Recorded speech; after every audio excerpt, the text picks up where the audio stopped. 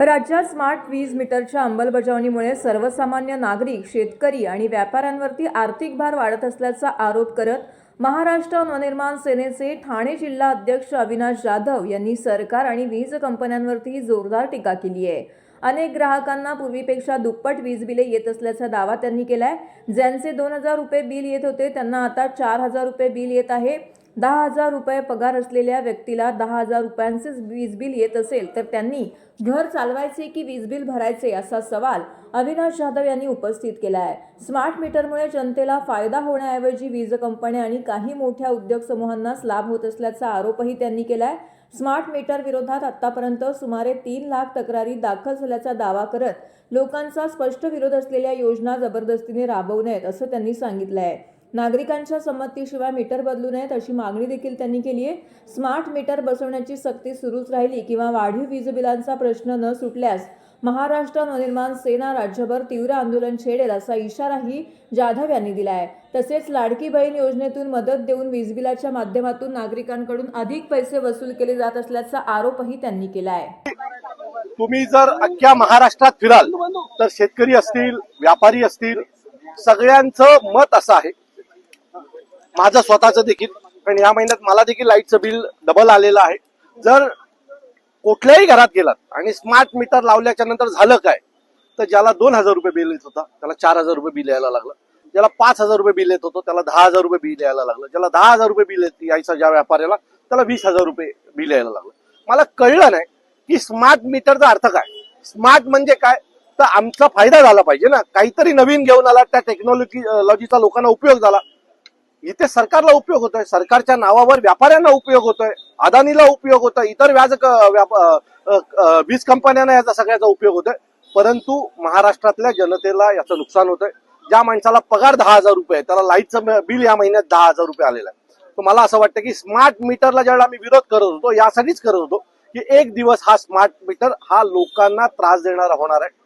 मला असं वाटतं की या स्मार्ट मीटरमुळे जवळजवळ 3 लाख लोकांनी या सगळ्याच्या विरोधात कंप्लेंट केल्यात आणि ते मुख्यमंत्र्यांनी अधिवेशनात देखील सांगितलं। जर 3 लाख लोक एखाद्या गोष्टीला तक्रार करत असतील तर काहीतरी चुकीचं घडतंय।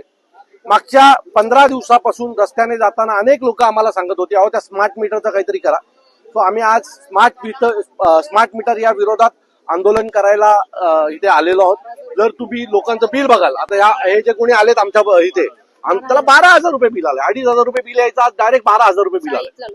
चाळीतल्या माणसाला जर 12,000 रुपये घराचं बिल येणार असेल, त्यांनी जगायचं कसं, बाकी खायचं काय, लाईट की वीज? तो या सगळ्याचा विरोध करायला आज आम्ही इथे आलेलो आहे। जर हे सगळं बंद झालं नाही तर महाराष्ट्र नवनिर्माण सेना अजून तीव्र आंदोलन करेल। शेवटी हा डायरेक्ट लोकांचा प्रश्न आहे। ज्यांना 10,000 रुपये बिल आहे, ज्यांना 10,000 रुपये पगार आहे, त्यांना जाऊन विचारा की ते घरी जेवणार आहेत, मुलांची फी भरणार आहेत की लाईटचं बिल भरणार आहेत, की लाईटचं बिल भरण्यासाठी याच्या पुढे लोकांनी काम करायचंय की ओव्हर टाइम करायचं याच्या पुढे जाऊन, की लाईटचं बिल आम्हाला भरावं लागेल। बरं, तुम्ही तिथे थांबता का नाही? 1 महिन्याचं लाईटचं बिल भरलं नाही तर डायरेक्ट जाऊन घरामध्ये लाईट कट करताय। ही कुठली माणुसकी आली? ही कुठली माणुसकी आली? तुम्ही न सांगता लोकांचे जर मीटर काढणार असाल, लाईट कापणार असतील तर या सगळ्यांना विरोध होईल। याच्या पुढे जर कोणाच्या घरात जाऊन मीटर कापण्याचा प्रयत्न केला तर जो कोणी तिथे जाईल, जो कोणी अधिकारी तिथे जाईल, त्याला महाराष्ट्र नवनिर्माण सेना धडा शिकवेल।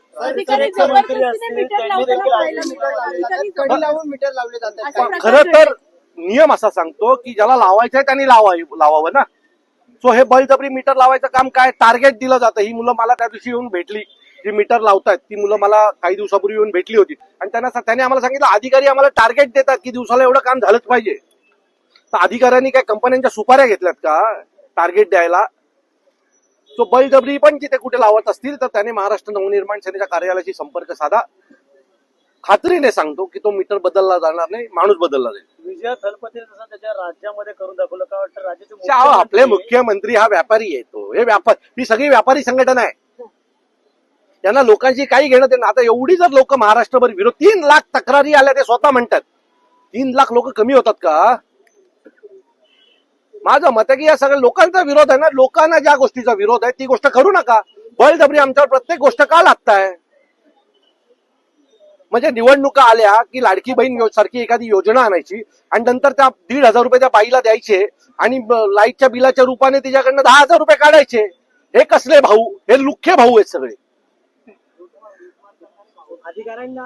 अधिकाऱ्यांना असा कुठला टार्गेट दिला जातोय की ते सांगतात की तुम्ही हा टार्गेट अचीव्ह करा. अधिकारी जी मुलं खाली मीटर लावतात त्यांना टार्गेट दिला जातोय की दिवसाला एवढे मीटर तुम्हाला बदलावेच लागतील. तुम्ही त्या मुलांशी बोललात जी काम रस्त्यावर